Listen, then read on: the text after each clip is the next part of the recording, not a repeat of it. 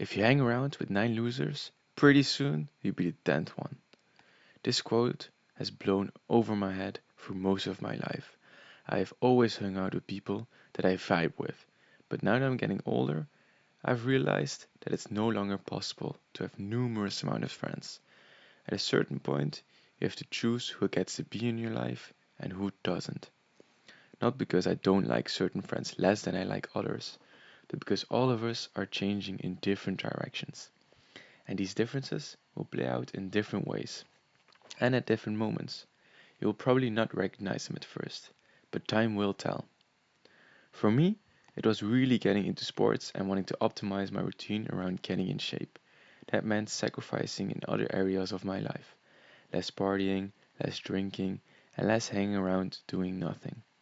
At first, this turned into an internal conflict, which I struggled with greatly. I always got mad at myself for doing the comfortable things, like I talked about in my weed video. I felt getting pulled towards a more active and fulfilling life, which in turn meant participating less in the comfortable and unfulfilling things in my life.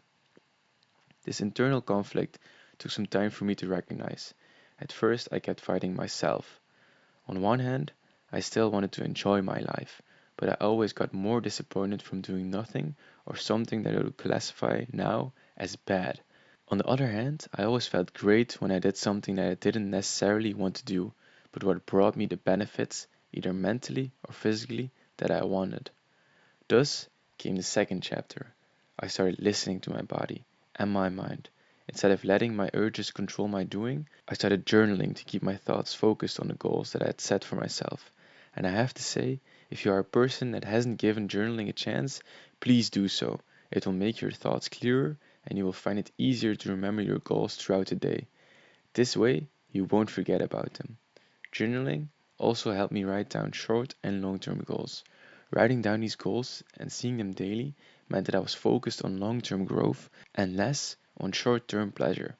I now live by the principle of 1% better every day, and journaling is the best tool for aiding me in this lifestyle.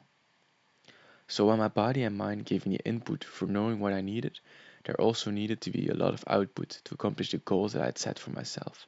If you listen to my wheat video, you know that I went to South Africa for 3 months this year. During these months, it felt like I stepped out of my life, and this gave me time to reflect on my life, from start to present and to the near future. This was incredibly eye-opening for me. I finally had the vision I needed to make a concrete plan to accomplish what I wanted from life. I have realized that there is a big difference between having a fun life and having fun in life. I used to be a person with a fun life. I saw my friends often, I drank and smoked whenever I wanted, and that's okay. But I've outgrown this period of my life. I believe there is a time and moment for everything, don't get me wrong. But right now, I live a life where there is a specific time for fun. This basically means that I have dedicated slots of time that I classify as fun. And this may sound weird to many of you, but this way of structuring my life has given me great benefits. I feel more fulfilled because I do everything I need to do to accomplish my goals in life. And that I still have fun time that I now enjoy even more because when I have fun now, I don't have to think about what I could be doing instead, and I don't have to be disappointed in myself afterwards because I now always do what I need to do every day, every week, every month. So to get back to the point of the video, not every person that you vibe with or like to hang around will have a positive influence on your actions and therefore your goals. It doesn't matter how old you are right now.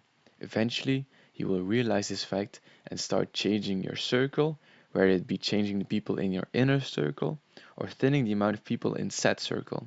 It is an impossible task to be juggling dozens of people at a time. This way, you will eventually not have a close connection with any of them. This is out of my own experience. I heard a quote once that I didn't agree with at the time. It said, "A relationship is like a transaction. Both parties need to get something out of it. Otherwise, one of the sides is losing the transaction." And I disagree with it at the time because of how superficial the statement sounds when you hear it for the first time.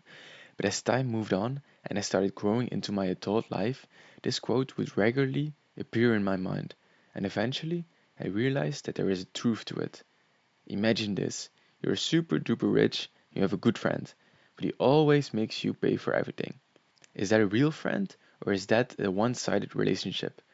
Now imagine that same situation, but instead of being rich, the one friend is further in life, mentally or physically, and that person exerts more energy in the relationship than the other person.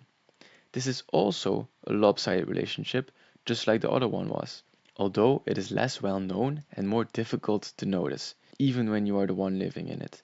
It can be as subtle as one person always having to ask to hang out or having to make plans all the time, choosing where to go, when to go, and with who. It sounds small, but it quietly builds until something breaks. If one person is growing towards becoming more responsible and the other is still in the phase of undermining authority, then doing some of that irresponsible stuff won't feel good to the person. This can and will probably also lead to a falling out. Now, when is it time to let a person go? This is a question that I still struggle with because letting a years long friend go is not an easy thing to do. My first time experiencing it was easier because the person exited the friend group himself. It was not an easy thing for me to accept because the person had been a great friend for me in high school and still a good friend of me in the last couple of years. But after a while, it became clear that we had different life goals and different amount of effort that we wanted to put into these goals. And I don't want to talk badly about him, but just to give an example, he started skipping the gym more and more often as the time went on, and he just started gambling more with the time that freed up.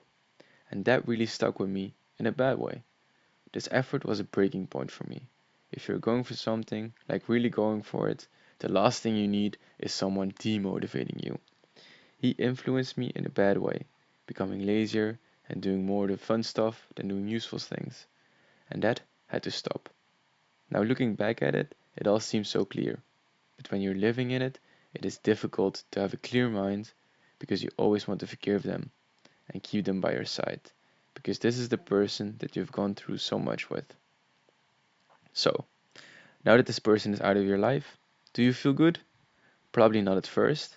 And if this was an important person to you, you'll probably still miss the friendship from time to time, like me. But after a while, you start realizing that this was the right decision and you will feel relieved that you did it when you did it and didn't let it linger on longer than it should have. Cutting people off isn't easy, not in the slightest, but it is something that I now view as necessary, how brutal it may sound. If you want the life that you dream of, not everybody that you know fits into that dream life of yours. Now, I don't want you to go cutting off everyone. That isn't making you rich or helping you get jacked or whatever your personal goals are in life right now. All I want you to take away from watching this video is that your life is in your hands. You control who gets your time and attention. Just be aware of this choice and don't go throwing your life away trying to water a dying plant like I did. Your own life deserves to get watered first. When you have water or energy left over, then and only then can you go spending that energy elsewhere, wherever you want, as long as your plant keeps on growing, because that is the most important thing in life, to never stop growing as a person and also as a friend. That's it for me today. I will talk to you next week. Perspective pending. See ya.